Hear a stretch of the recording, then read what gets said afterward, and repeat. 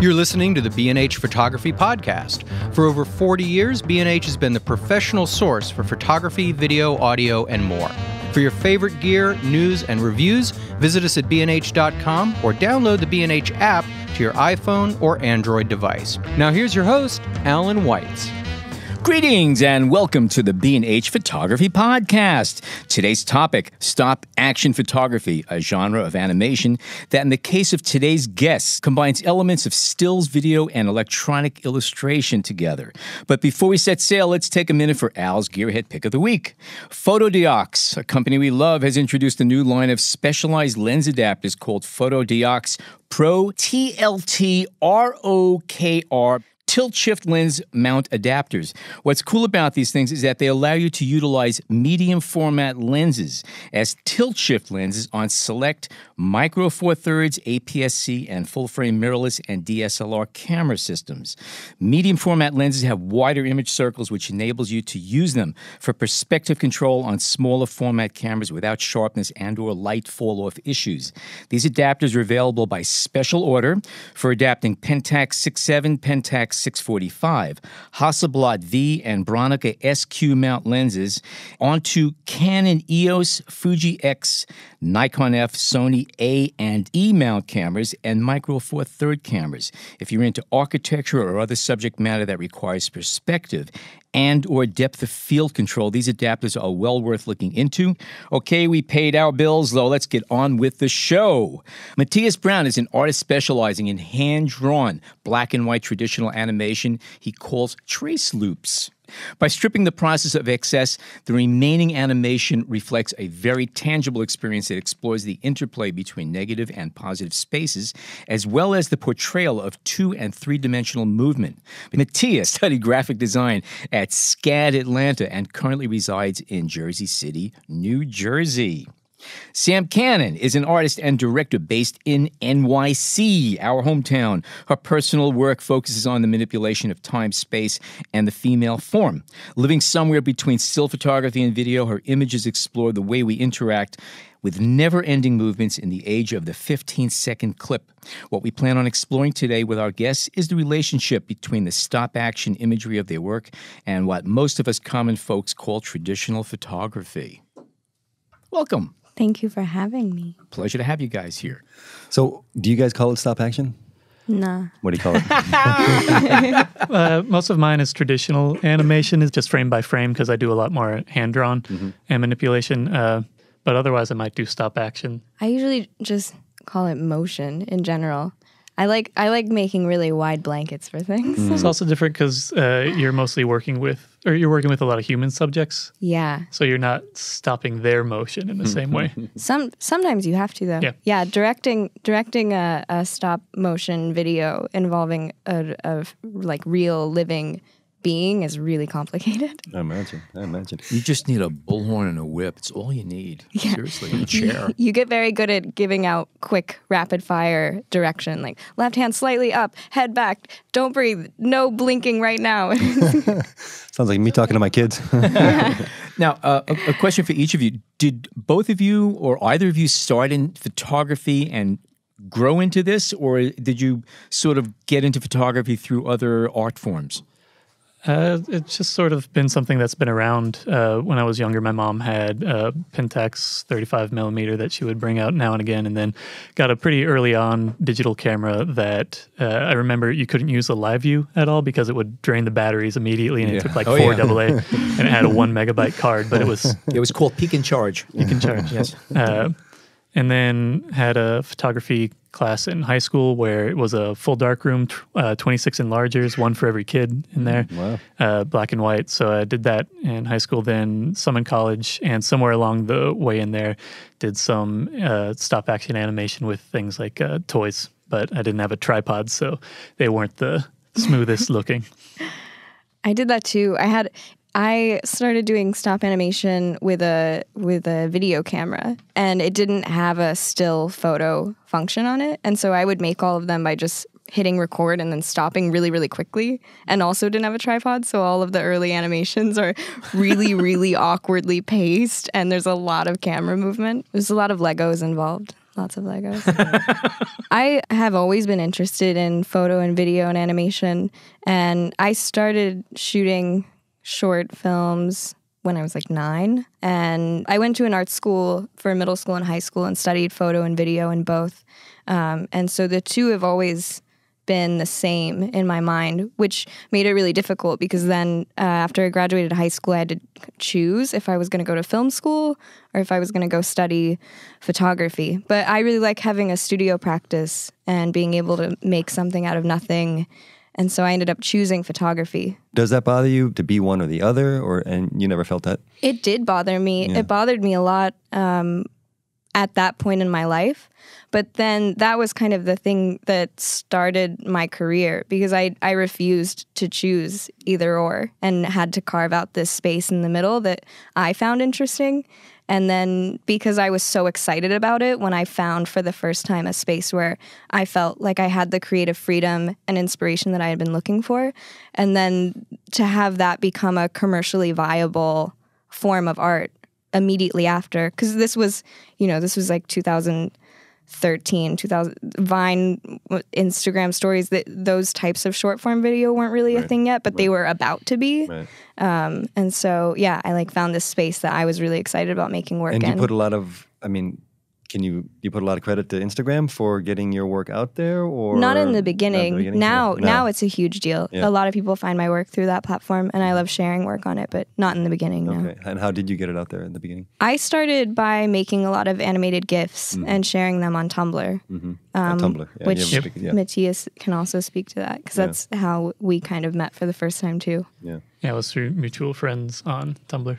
Yeah. And is that kind of fading away are you guys still using Tumblr much? I'd still use it for personal things as a different sort of community that's more absurdist, and you can track where things come from in a different way. So I still enjoy seeing that because it's easier to go to the originator of things, where Instagram and other platforms have a lot of reposted things. Not a lot of credit giving all the time either. Or it might be just tiny in one spot. Right. And what about dance? Did you have any experience with dance? Because obviously you have some, the body movement is part of what your work does. Oh, no. A lot of, especially the body manipulation work that I do I don't consider it self-portraiture, but it is me. But that's usually just for convenience because I'm there. A lot of the stuff that I'm doing requires a lot of trial and error, like getting body parts in the right place, in the right position, and shooting things 100 different ways. And most of the time I wouldn't want to ask someone else to do that, but I'm very willing. And in the process is you'll do it, and then you just go back and take a look at it and see if it works for you, and then do it again. Yeah, or just making sure that I have every possible angle that I might need to be able to stitch that video together. Because if you're trying to comp together a still form, that's one thing, but as soon as things are crossing over each other, it gets much more complicated. Things start to look really weird in a bad way very easily. There are times when you're shooting, some of these stuff is outdoors and there's legs behind rocks down by, it looks like a shore, by some body of water, I think, or mountains or somewhere. Now, you set up a camera, or you have somebody working that camera, because obviously you can't see what you're doing unless you had a remote on your phone that you're able to see while you're moving about. How did you arrange all that? I have it on a tripod usually, and then I'm either by myself, and I'll just start, because sometimes I'm shooting stills and sometimes I'm shooting video. Right. And if it's a video, then I can just kind of roll it and then go into this space and get all the footage that I need. Okay. But sometimes I do have to have someone there who's helping camera operate. It's usually my husband. I'll make him do it. And that's at what least, they're good for. He works with me enough so that he would know what I would want and help me shift over certain ways or something. And of course, he loves you so much, he has all this patience. Oh, yeah. So that's okay. It's fun. That's why it's good to use them. Well, because Instagram husband is such a thing, the person who follows you around and takes photos of you, but in our case, it's really weird and specific. But it's clearly defined roles. It's perfect. It's very good. And when will you decide if it'll be shot with video or shot with stills? My preference is to use both in everything. I do a lot of video collage where I'll incorporate still elements, because a lot of times I want the quality of the still image, and if I'm just going to have isolated movement in the frame, then I'll shoot that specifically, that area as video, and then comp the video back into the still. Okay. a lot of times I'm layering both of them. Mm-hmm. So this is the question that Jason we were talking about earlier, and just kind of the relationship with technology. And clearly you're fluent and you're working with several mediums at the same time, but there is like a lo-fi element to the work as well. So how do you feel about using technologies going forward? And when do you feel like, okay, I just want to kind of step back and lo-fi? And this is for both of you, because obviously you're using a rotoscope to at least in some degree anyway. Yeah, rotoscoping right? To some degree. I think, at least for me, I like using technology to create something where I have a better understanding of the movement and then take it a step back. I don't like dating the work so clearly, so I work in things that have been standardized over time. I like using new tech in some degree, but I like being very transparent about what's happening and using that as a visual way to convey. So I do a lot of glitch work sometimes because I like seeing how things actually work in a clear way. And can you just kind of walk us through a bit of let's say the rotoscoping process, or something that's more old school when you're just... I do some rotoscoping and some just freehand animation where I don't use a pegboard and lightboard. I usually just clip tracing paper, stack it up, and do onion skinning. So I see what sort of motion I want to do, and then one to the other. Just like that, yeah. And for rotoscoping, I really like the texture of ink on paper and having it. It looks too clean a lot of the time if I do rotoscoping exclusively digitally. So I might do some sort of manipulation to the footage beforehand and then reference it, but actually just clip the tracing paper to the laptop screen and trace it frame by frame out. Really? Interesting. Yeah. Huh. And how, let's say, one of the hand-drawn works, how many pieces have you drawn in, one of the short pieces? It depends. I usually work at 15 frames per second, which is a little bit more than older animation, but a little bit less than some stuff now. So it goes back and forth. But it's typically about 15 frames per second, and it depends on what I want to accomplish in the animation, because they're sometimes more abstract in an exploration of motion. So it can be as few as something around like 12 and as much as 60 plus, or I have some that are ongoing animations, and those end up being 1,200 plus. And for every minute, that's 15 per second times 60, so 900 frames per minute. Frames. So a 2-hour movie is going to be quite an accomplishment. Yeah, I have not done that, but I have worked out like what it would be for something for like Snow White, where it's frame by frame and it's 90 minutes or something. And those are 12 frames per second, but still it's thousands and thousands of frames. And do you look back and you study some of the animation classics, the masters? A lot of the animation that I like comes from people who did like grant-based films. There's an artist who did a lot of work for the Film Board of Canada, Norman McLaren. Of course, yeah. And so he has that abstract animation aspect, but he also, I was thinking about him when discussing stop motion, because he did a lot of what he called pixelation, but it's PIXIL of having... He would position people and then take a photo each time, and he did also manipulations of having longer exposures for a single still and seeing how motion was explored in that way. Both of you are fine artists, and you've made the transition to commercial. Was that part of the master plan, and what were your first experiences? Who were the first people to reach out to you, or did you reach out to commercial clients saying, hey, I have something here, maybe we could snag something? How did your first break happen? Well, go ahead. Okay. Well, I went to school for graphic design and started doing more animation on the side. I'd done animation younger, but started investing more time in it. And while I was still in college, somebody from RGA reached out to me to do something for Converse Music. RGA is? An agency in the city. Oh, okay. Advertising agency. And how did they see your work? How did they find you? They found me from recommendation from people at Tumblr. Yeah. Okay. All right. And what kind of assignment was it? It was... pretty open-ended. It was a lower risk thing because I wasn't familiar or known at all, and so no one's going to lose their job. Is that a real term? Matthias is a low-risk artist. Low-risk investment. Low-risk investment. That's a piece where you drew on the shoes, right? Yeah. I did the animation, then I did a laser print transfer using a marker, and then cleaned it up on the shoe. But that's based off of like zoetropes, where you see all of the animation there. Zoetrope is a spinning mechanism, early animation, where you have slots in the side and you spin it and you look through the slots and it breaks up the image enough to where it shows a sequence of images instead of simply a blur. But it doesn't work on the shoe because the shoe's elongated, so you have to reposition it, and you couldn't actually work in a spinning zoetrope. Right. And that was shot then frame by frame? Yep. That was also frame on my dorm room floor. Really? All right then. Well done. Yeah, I feel like we both probably our early, maybe our current commercial practice is very scrappy. Yeah. I mean, I was still in school when I first started working with commercial clients, but I just had 2 really amazing opportunities where another artist would bring me on to help with something, which I'm so grateful for. But the first, I remember I used to photo assist for Phil Toledano, whose studio is also right by here. And he was doing a shoot for the Village Voice. And I remember being like, you know what would be really cool for this? A GIF. But I meant to like, I'll help you do it. And he was like, okay, Canon, like, get up there.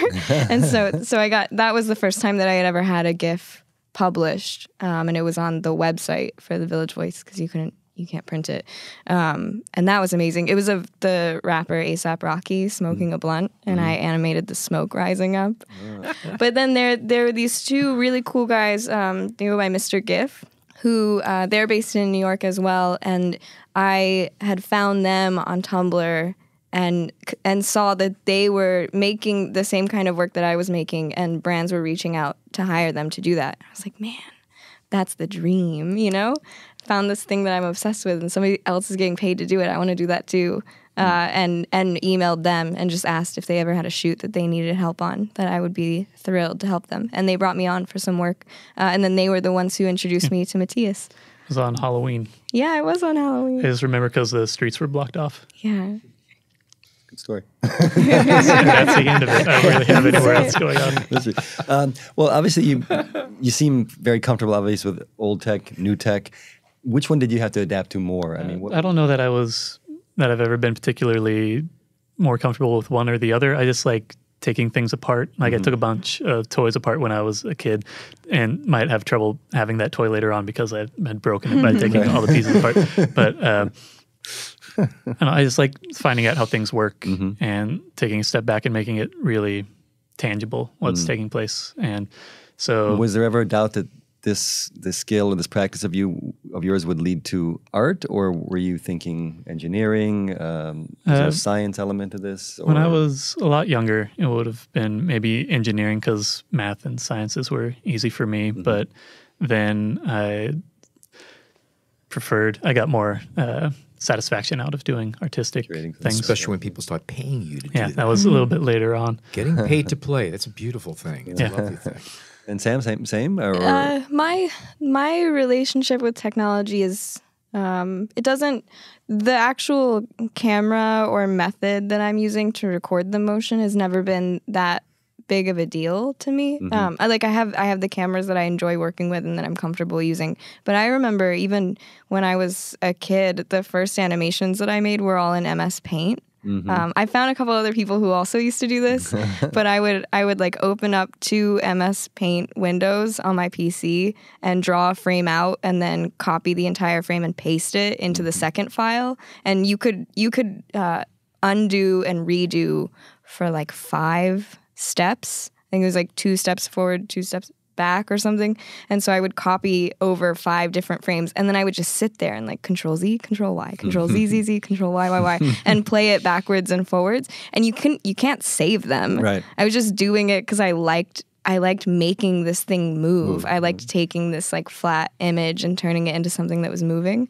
But I remember I told that story to a friend here in New York, and he was like, oh my God, I used to do the exact same thing. And then I would save all of them and I would put them into a PowerPoint so that I could play them later. I was like, damn, I should have thought of that. Was there ever a moment where, maybe this is going back a bit, but where you were, I need something to do something in order to get there. And then since that time, the technology has come about and it's made your work easier or more interesting? I think the biggest thing for me, which is really simple, is just an easy way to share a looping video on the web, where I shared a lot of GIFs on Tumblr, and that was a really, really clean, easy way to have a looping image. But then a lot of the players early on would hiccup if you were sharing a video. And now sharing a looping video is standard. So it's nice that has become commonplace if that's the thing that you really want to make all the time. Yeah. And what about programs that you used for the stop motion aspect of it? What do you guys use? I've used a lot. I use primarily I work in After Effects for everything. So normally I don't use software when I'm shooting the images or ingesting them. I just like to know what I'm shooting for and just have the camera and my camera release. But I have worked with Dragon Frame before. If it's something that needs to be really, really specific and have control, or you're like making something over a long period of time. But yeah, I primarily work in After Effects and Photoshop.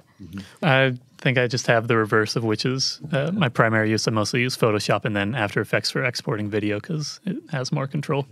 And is Dragon Frame something that is at the high end, or is it something that's more for like a beginner or consumer level? Dragon Frame is high end.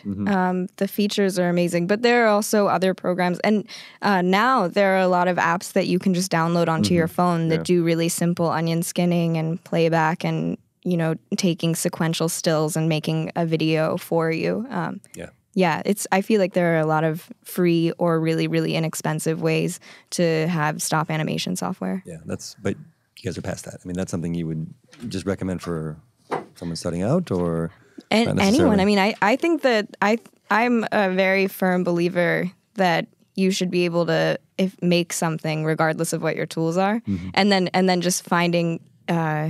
I like having my really nice camera that I get to work with that I'm in love with, but I also sometimes will shoot things on my phone because it's what I have right then and there. And if you have an idea and you don't want it to get away from you, sometimes the best thing is just to get something down. So I like playing with as many different toys as possible. That's where I was going to go. I was going to ask you if you're using sophisticated gear or simple gear. And my impression was a lot of it would just be basic simple gear, but say your favorite camera. My name is Sam Cannon. So, so you're a Sigma shooter, okay? Yeah. So I only shoot Nikon. No, I use Canon. But I always tell people, they're like, "Oh, do you only shoot Canon because your name is Sam Cannon?" I'm like, no, it's because it was the first camera that I got. My parents got me a Canon, and so I just kept going. But then I was like, wait, why do I think my dad got a Canon? No, that probably is the only reason why. But then I just recently started shooting with a Sony. I got the A6300, which I initially bought to do photos for a trip that I was going on, and I wanted to be able to shoot some video, and it's small, but the high-speed continuous on it is amazing, and I've been using it a lot, actually. Cool. What about yourself? I mostly shoot on my phone because I'm mostly doing things for reference, and then I have Pentax that I bought in college. That's a Pentax KX or something, I forget, but it's a entry level, but that gives me the ability to control the ISO, shutter speed, and the aperture, which I can't do on my phone easily. Yeah. Easily, right? No. But a lot of what you're doing is on your phone. A lot of the reference footage would be shot on my phone. All right.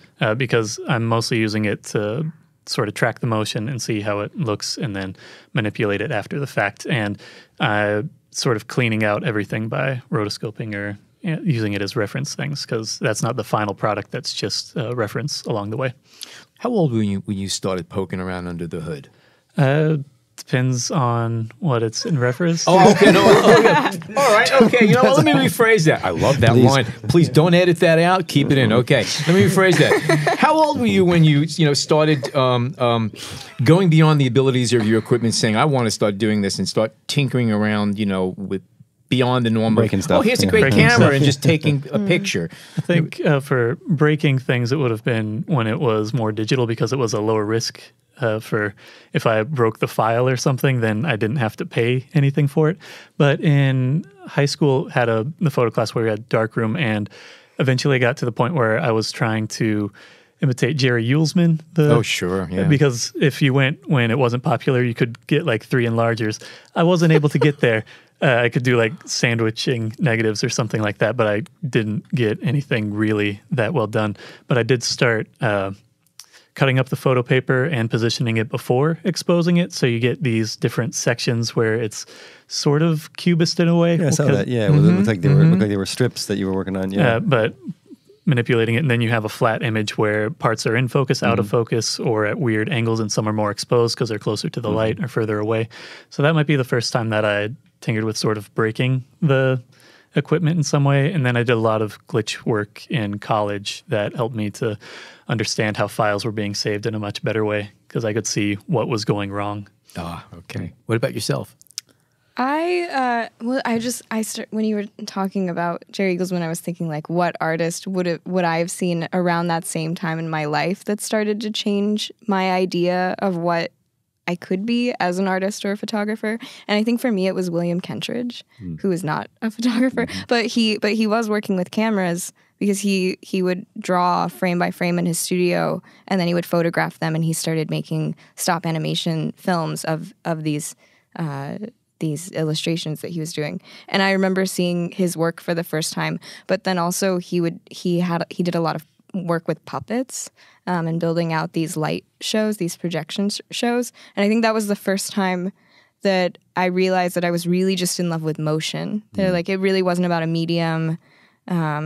I love using the camera. I love having a photo background as an entry point because I think it gives you a really specific eye in the way that you're going to tell that story and the way that you're going to build the image out. But yeah, it's always been motion that I've been drawn to. That's kind of what I was going to maybe wrap up this section with, and you answered it to some degree, but it's motion more than the image and the still image. I was going to say, what is, when you decide on something or what catches your eye, it's the idea of movement. And is that the same for you? I'm getting a sense you're maybe more of the still image. It's a mixture. I like things that, for still images, I like when they explain what took place when it was photographed in some way. Because there's a certain understanding with a lot of photography that the photo is truth, but there's a lot of different things in the process of photographing it that manipulate your experience of it, whether it's focal length or time that it's exposed for, and how close you are to the subject, things like that. And for the still, I like when it's transparent about that, where you can understand what was taking place. And for motion, I think the most satisfaction I get is because I don't see things moving when I'm working most of the time because I'm drawing out frame by frame, is the moment where it comes alive. So that's a very satisfying thing, but it really just depends on what the piece is. And how long into the process will you get to that moment where you're like, I've just seen it move and I'm thrilled by it? Several hours in. Depends on. It depends, but I mean, it's something you have to work to in order to get. Yeah, it's a lot easier to start into it with rotoscoping because you see the motion, then you see how you can manipulate it, and you might trace over a frame and it looks really odd, but then when it's put into the context of it moving, then it suddenly makes sense. If you have something like motion blur and in animation you have animation smears where you're trying to mimic that and you draw motion blur, and I really like those stills as isolated things because they're just really abstracted items that don't look like they make any sense, but then in the context of the animation it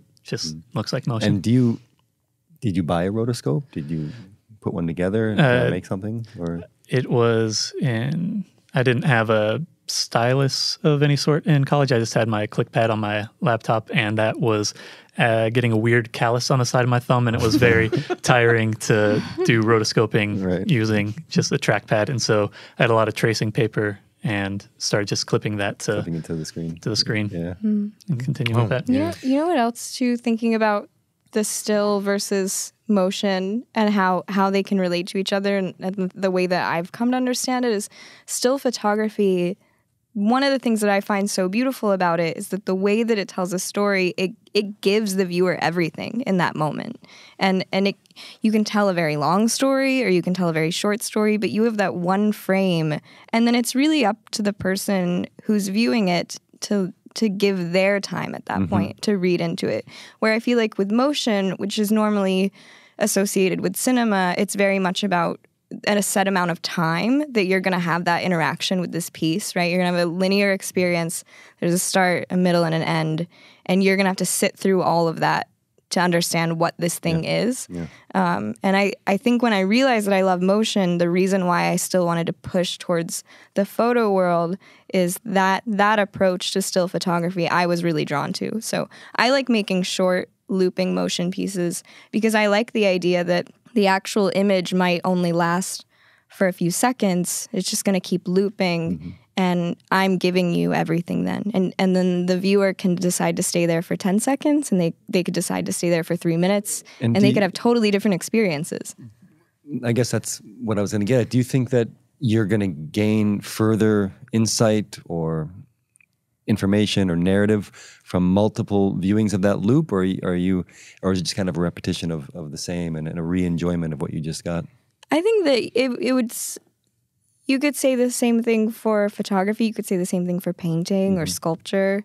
I think that if it's a piece that you're drawn to and that speaks to you, you're always going to want to go back and look at it. It won't ever give you anything else, but you can constantly pull things out of it.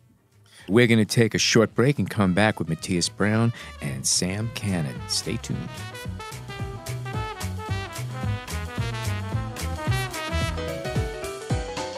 We hope you're enjoying this edition of the B&H Photography Podcast. Send us a tweet at BH Photo Video, hashtag BH Photo Podcast.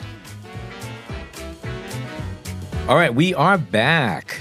John, you had a question you wanted to ask. You know, you both worked to some degree with music, but also with soundscapes. And was there a moment where you decided to enter this into the work, or was it always a part of it? Do you collaborate with anyone, or is it all you? Most of the sound work that I've done recently is using a program called Pure Data, which is a visual programming language where you have little nodules and you can connect. Because I got an oscilloscope a little while ago. It was like 2 years ago. Where'd you find it? It was on eBay. It was actually a gift that somebody gave me because I didn't have much money to spend on it. So first I took apart a tube TV, a CRT TV, and it's similar stuff. CRT TVs just have a lot more capability than what you can show on an oscilloscope, but it basically functions similarly. It's a cathode ray tube that has electrons being shot, but TV will do it in quick lines, but an oscilloscope will just have either one baseline, or if you have multiple channels, it can do vertical and horizontal deflection. And I was trying to find ways that you could illustrate using the oscilloscope, and the easiest way that I found was I forget the name of the guy, but there's a guy who did a Kickstarter, I believe. Maybe it was some other crowdfunding thing, but to make an album of music that would be viewed on an oscilloscope. And so it's a lot of like sine waves, cosine waves, because if you play those at the same time, you create a circle on the oscilloscope. And so he used a lot of pure data because it's stripping away like any sort of control over it, and you're just generating tones, how he was using it, that are sine waves, cosine waves, and you can adjust the frequency, and then it adjusts the relationship of width and height for the thing. And so I've done that to some degree, just use pure data to make basic sounds. And that's what I used for the larger painted item. But even with that, I like seeing the sounds and how that relates visually to other aspects of things. Absolutely. But that's most of the sound incorporation that I've done. But so more recent work. I mean, it's incorporating it. Like the last year or so. Yeah. Okay. And Sam? I like making sounds for the short videos that I'm making. I like making looping sound because I think it can also help make the piece feel like it's stretching out infinitely if it just has even a subtle tone behind it. Absolutely, yeah. It gives it much more of a sense of space, I think. And I usually build that sound out in After Effects as well when I'm working because I really like playing around with the audio pitch filter that's built in and the modulator to make like a wow, wow, wow. But I also, especially because a lot of the work that I'm making is dealing with the female form, and there's a lot of references to life and the womb, and there's a lot of liquid. And so I like making these like really womb-like ultrasound noises where it's just like calming white noise in the background. And are either of you musicians, or do you use your own voice at times for I used to be in a band when I was in high school. My mom's an incredible musician. Okay. But so I have some recording equipment, and I'm not very good, but I at least feel comfortable playing around with it. I'm just good enough where I can tell when I'm really, really bad. Yeah. So I don't spend a ton of time on it. But I like having the toys there. I have like in my studio, I have all my camera gear and my PC that I edit on. But then I also have like a big MIDI keyboard. But I'll just make things in GarageBand and then I'll go in and mess with them in other software. But I don't need anything sophisticated. I just like making little noises. Matthias did a performance in Miami that was amazing. If you want to share about that. That was me trying to figure out a way to extend the time that I didn't have to do as much animation for, and comes out of having loops that are in different sync. So it's the first one that I did when we had the show in Jersey City, that was only 5 falling faces, and it's just falling faces that each one has a sound that's associated with it. And then at some point, one of the faces goes away, then I go up and I paint, and then now it comes back and it starts interacting with it and has a new sound. It's a large screen. It's a large screen. It's a really large, like, what is it, like 7 by 6 foot? It's a 16 by 9 ratio, but had to go a little bit smaller because I couldn't find fabric that was wide enough for that. So it was like... It's like a huge stretched canvas. And it's enough to where I paint it from behind the screen, so it's rear projected, and you just see my shadow, and then I paint, and it's a thin enough fabric. It's just like muslin, where me painting on the backside seeps through to the front, and it's opaque. So it's a large face, and then I paint the elements, and then the sound switches as it goes along, and sort of creates a song as it builds over time. I actually wanted to ask about incorporating humor into your work. Is it something you're conscious of, something that you want people to laugh at all, or you have to smile looking at your work? I'm seriously, I mean, if somebody's going to look at this stuff with a dour face, I don't get it at all. I mean, you have to chuckle, you have to grin at least. I have work that's outside of the TraceLoops sort of moniker that is more humor based. That's pretty much just for me, and if other people enjoy the humor that's in there, then that's fine. But you want to share where we can find it's just us. Nobody else will hear this. You can tell us where to go, listen to this. Well, you can go to my website straight up, MatthiasBrown.com, and that has so good. We took a look at that. It's purely HTML. There's nothing else there. So it just has like H1 tag, H2, H3 links, and that's about it, and no CSS at all to color anything or anything. So it'll look different on whatever device you're looking at, because it'll just default to whatever it says. I did a very short run series of personal interviews where I interviewed myself, but I was trying to like date it so it looked old. So I actually recorded it, and it could be the worst quality that I had needed, and it was just in against a green screen, then keyed out, and then saved out to VHS, and then redigitized. And so it's sort of confusing. That's the kind of trouble you go through for like a ransom note. Ransom note to myself in a high profile case. But I love those interviews so much. And you guys seem to know each other's work very well. You were smiling regarding that, but have you collaborated? Have you worked together and stuff? Done have a few things. We have a third. There's a third person in our GIF posse of close friends. His name's Hayden. He goes by Zolik, and the three of us would do GIF sleepovers where we would all go to a house and stay up really late and have the challenge of making something where each of us would make an element, and it would be done before we would go to sleep that night. Wow. Which was fun. We gotta do another one soon. Did you guys all meet here or in the city or around New York, or was this? You and I met here in the city. Hayden and I met on Twitter, and he was living in Texas. And then he came up to visit, and we convinced him to move to New York. I met him in New York. You met him in New York. Okay. I met him online. And then the first day that we actually met in person in New York, the next day was my birthday party. So I made him come to my birthday party. We've been best friends ever since. That's cool. And I guess another question I had goes back to the earlier part of the conversation about, was it hard for you guys to embrace like physical space and walls and the traditional galleries when your work generally started elsewhere? Well, the thing that people typically do is just immediately put it on a screen. Right. Which that's the easiest way to have people accept it or like ship it to a gallery or something, but I really like trying to work outside of that. So when we had our group show, there was an effort made to have it exist in a way that could only be in that physical space. And so that's why I did a live painting thing that I needed to be there for it. And Sam had a sculptural element that the work itself illuminated the space, things where it was in that space. So you've shown a lot more work in physical space than I have. Yeah, and for those two pieces that were in that first show in Jersey, one of them being the soap sculpture and another piece being a projection sculpture where I made this large liquid pool that had a whirlpool in the center that was constantly in motion, and then I projected a video that had a lot of bodies that were slowly getting pulled into that whirlpool and then sucked down into it. But that piece, it's really hard to actually film or photograph. You can see it, but it's really hard to record. And then with the sculpture, if you try to share it, you end up helping demolish it.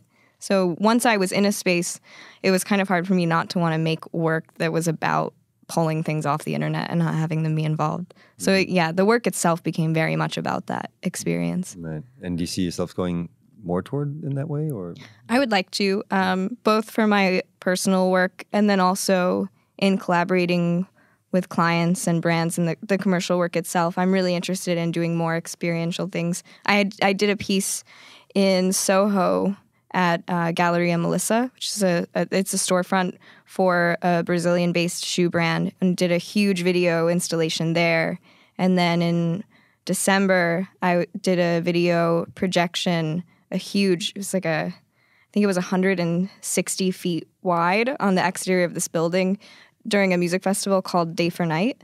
And both of those experiences were huge for me because I think it was the first time that I understood that that's where I wanted to go.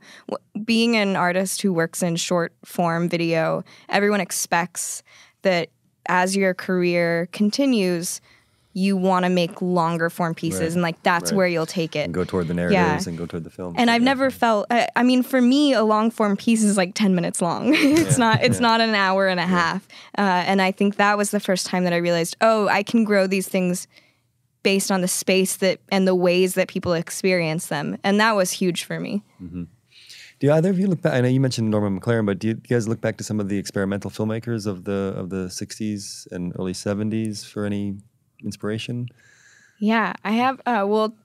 Two of my. I already mentioned William Kentridge as being a big inspiration, but then I also am very interested in Bill Viola's work. But my hero of heroes, mother, is Joan Jonas. I'm obsessed with Joan Jonas. I love her so much. I haven't met her. I really, really want to meet her. And I saw her installation at MoMA that is up, and yeah, she's God to me. Great, cool. Since I went to college for graphic design and I studied a lot in that, it's a lot of positive negative space. There's he's no longer around, but Shigeo Fukuda was a graphic designer, and he also did sculptural work. And his graphic design, a lot of it would just like have a slight difference in it that would really play with the positive and negative space that was in there, like kicking legs that are up and down, where it's one continuous line, but looks like it's a separated thing, so it's messing with optical illusions and things. He liked M.C. Escher a lot, but he also did sculptural pieces where it was either based on one perspective, it was one thing, and another something else completely. And he also would do a lot of shadow work where he would have this like pile of items that didn't have any discernible shape or form to it, but then once you shed light on it, you have a very clear outline of a form behind it. And I like things that have that sort of moment of clarity in them. Right. Oh, that's very interesting. I'm not familiar with that work. Yeah. That's great. You guys each do the work that you do is essentially constructions. There are pieces that they have to be assembled in a way. You ever bury Easter eggs in your work? Your work are essentially Easter eggs already. Oh, you're nodding. You do, huh? Yeah, I like to bring up imagery from past pieces and hide them. I also am very interested in the idea hiding things within a file that other people can't see. Because a lot of the video art that I'm doing involves many layers of things. And I like the idea of hiding things in the layers. And then when it compresses out, it's not there anymore, but I'll always know that it's there. You know it's there. Yeah. I love that idea, and I'm aware of that. Okay. It's like telling a joke that nobody gets, but you do, and it doesn't matter. Yeah. And you get a lot of those. I do a lot of those. It's fine. It's okay. And to some degree, you guys are subjects of your own work. Do you incorporate what I guess we'd call self-portraiture? Do you feel that that's what you're doing? You're expressing some of your inner lives onto what you're doing? Or, other than what all art might do? I don't think that any of the personal work that I make is more or less of a self-portrait if it has my body in it, right, and if it doesn't. So I consider my body just like the thing that I need to get the footage that I'm hoping for. That's the easiest way for you. Yeah, I'm there. Right. Yeah, and you know what you need to do. Yeah. And it's hard to translate that to somebody else. And you did some work for the Samsung Gear for 360, so you're doing 360, and did that change? Obviously it changed a little bit, but how did you like working with 360? That piece was so much fun to make. It was simultaneously the most stressful shoot I've ever done and the most satisfying. Was it stressful because it was a commercial venture, or No, because of the work itself? Because of the work itself. Okay. So they approached me and they were about to release their new 360 camera, and the only prompt was make something that counts down from 10, because we're getting ready to release this camera. So we're doing countdowns with different artists. And so naturally I chose like the hardest thing that I could possibly do. And I really, really was like, okay, it's a 360 camera. I know that I want to build something that you can only experience if you move around and see it. But then also because the product itself is a camera and my work is so known for being manipulated, it was important to me that I make something that isn't manipulated at all, because you're selling a technology. People need to see what that technology is. So we decided to do a giant 360 Rube Goldberg machine, and then we were just going to put the Samsung Gear 360 in the center of the table. No editing. I just set it down and hit record, and I found this incredible artist, Joseph, from Joseph's Machines, and he built the entire machine, and then we filmed it. And it was one of those things where there were a lot of things going into it that I hadn't really thought about. For example, with a 360 camera, you can see everything. You can see the entire set. And so when we were finally ready to film the piece, we had to tent the entire set and stand outside of it. And the machine was started by me placing my hand through this small opening and waving and like picking up a ball and setting it down, and then it would start the motion. But then as soon as I took my hand out, that was it. And Joseph and I had memorized all the noises that were going to take place at different points in the machine so that we would know how far it was going along without messing up. And I remember it was like our third attempt at setting off the machine, and we heard it get to the very end in that last click, knowing that the entire machine had gone through, and we both just started screaming. We were so elated. And it was such a moment of like pure joy that I just left it in the edit that I sent them. So if you watch the video at the end, you hear the two of us just screaming and freaking out. That's great. Yeah, that was great. So Joseph's Machine was responsible for setting that up, because I thought, just creating something like that in itself is a life's achievement. That machine, which is very complicated, Probably is very simple. I was for going to say him. for him. The rest of his work is so mind-blowing, and we also didn't have that much time to build it. So we had to use some pretty simple mechanics in the things that were going to move and trigger the following actions. But I went to him with like very specific I'd really like to have a cupcake with a candle that's lit, and the candle will burn a string, and that will flip this thing. And then he figured out a way to fit in all of those ideas and build it out into a circle. I think that was the thing that he was excited about, because he is also very into finding new challenges and ways of making the work. And he had never made a 360 Rube Goldberg before. And it's very hard to control the motion of these objects and where they're going to line up and hit. And when it's all kind of in a straight line, that's one thing. But when you're having everything move in this circular. Yeah, one thing I noticed in that was where, like, because it's 360, you can see what happened after the fact. Like there was one ball that kind of rolled to the side or something like that. Yeah, exactly. But that was kind of cute. Okay, so this is a dumb question, but I don't know who else to ask it to. Is it GIF or is it GIF? I was thinking the same thing. I have been corrected to say GIF so many times, and all of a sudden I'm sitting there going, she's saying GIF. So thank you for starters. Whether it's right or wrong, it's nice to know that. I roll with a hard G. I've always said GIF because I read it first. The first time, what was the first instance that you ever used an animated GIF for?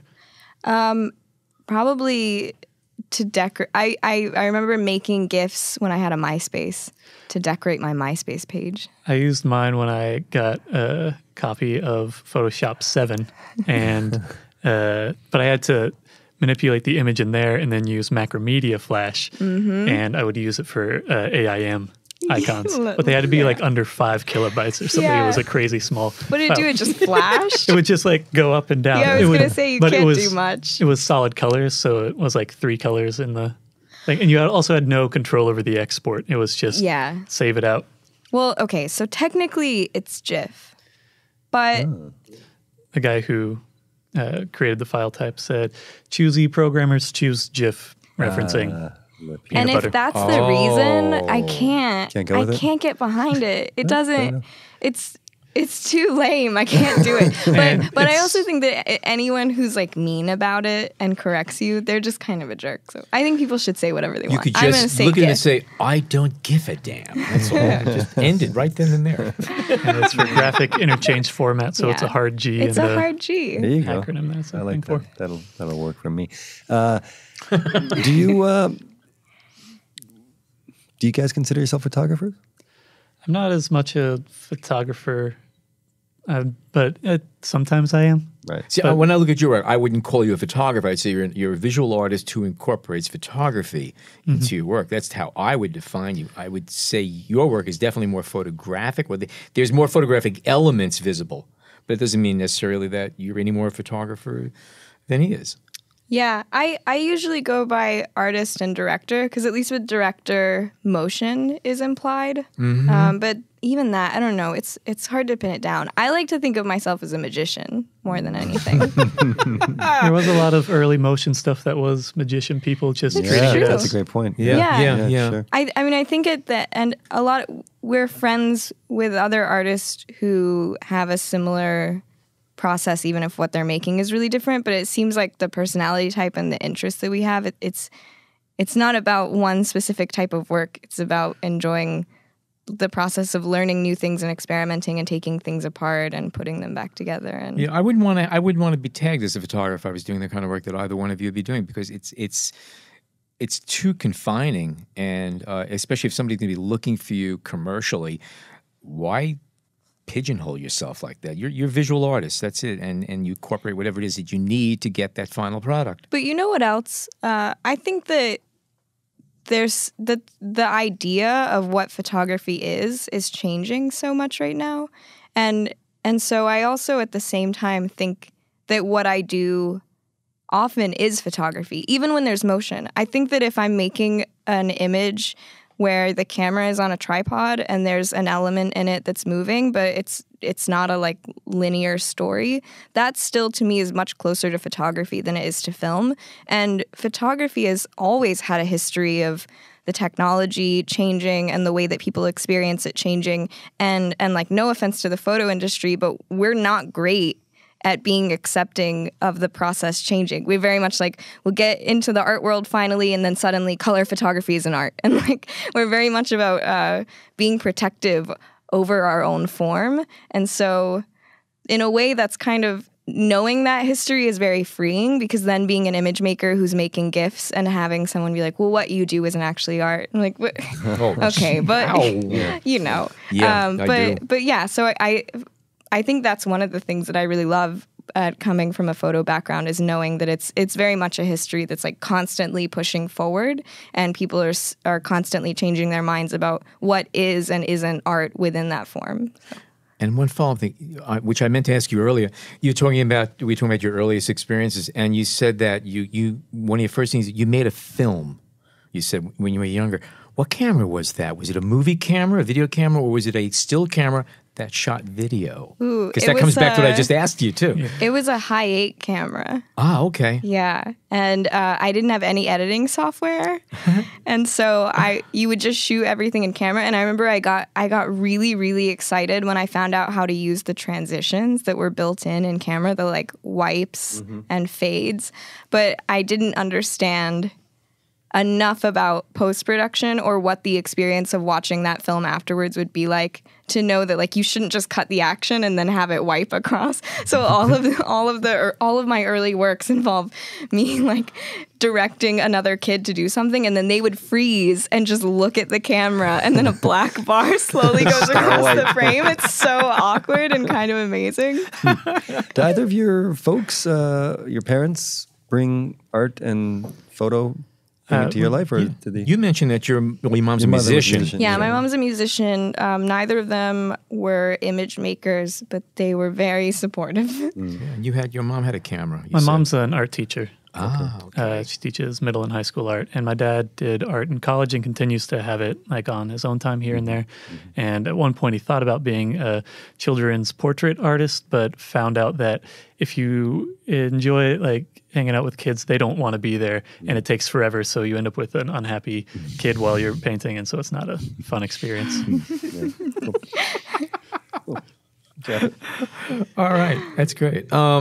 Anyway, terrific talking with you guys. This is different from what we usually do. Okay, it's an interesting genre, and your work, each of your work is individually on its own very, very outstanding and fun to look at. Where can folks find your work if they'd like to follow up on what we've been talking about? At TraceLoops is my primary upload thing for Instagram, and that's TraceLoops. Some people think that it's for Spanish 3. Depends on who's there, but it's tracing, because I didn't know what rotoscoping was when I first rotoscoped, and it was looping animation, so I was tracing and it was looping. And traceloops.com, and then you can also go to my personal website if you want to see the more personal, sort of, not personal things, but personal explorations that aren't as polished necessarily, and that's MatthiasBrown.com, MatthiasBrown.com. Brown.com. It's worth a visit for sure. Yeah, and my website is sam-canon.com. And that's 2 N's in Canon. Yeah, it's like the weapon, not the camera. It's someone got samcanon.com. Luckily, they haven't used it, but I'm still working on getting it. But yeah, sam-canon.com. And then my Instagram is @samcanon. Okay, that's great. Wonderful, wonderful work. Thank you both for joining us. You know, before you outro, and this is something we may throw in, I know you guys talked about the cameras you used, but what about lenses? Do you guys juggle lenses? Do you use one particular lens when you're filming? Yeah, I work a lot with the 70-200. I really love flattening things out in the studio. And I also just, I do a lot of animation at like out in the world, and it's funny to just see, I'm a very small person, and seeing me with a camera with this giant lens, and I'm clearly not using it in a way that people would expect me to. So I think I mostly like using it because I think it's funny too. But yeah, I use the 70-200 a lot. And then I also just use like a 24-70. Okay. I'm mostly shooting indoors, so it might be my phone, or I've got a prime 50mm. That's an old one, so you actually have to... That you mount onto your phone? Not mount onto my phone. I do have like some little clips for my phone, but for the Pentax body. So it's an older one. It's a non-automatic lens, so I have to... adjust the aperture. Yeah. Okay. All right, cool. Did you know that our podcast contains 0 fat and are 100% gluten-free? It's all true. Subscribing to our podcast helps build strong bodies 12 ways. It's sort of like Wonder Bread without the carbs. If you're not a subscriber to our show, I will not shame you, but I do suggest you head on over to Apple Podcasts, Overcast, Spotify, Player FM, SoundCloud, or YouTube and sign up for instant access to all of our upcoming shows and access to over 120 past episodes. It's free, it's easy, and it's the best darn photo podcast on the planet. That said, on behalf of John, Jason, and myself, thank you so much for tuning in today.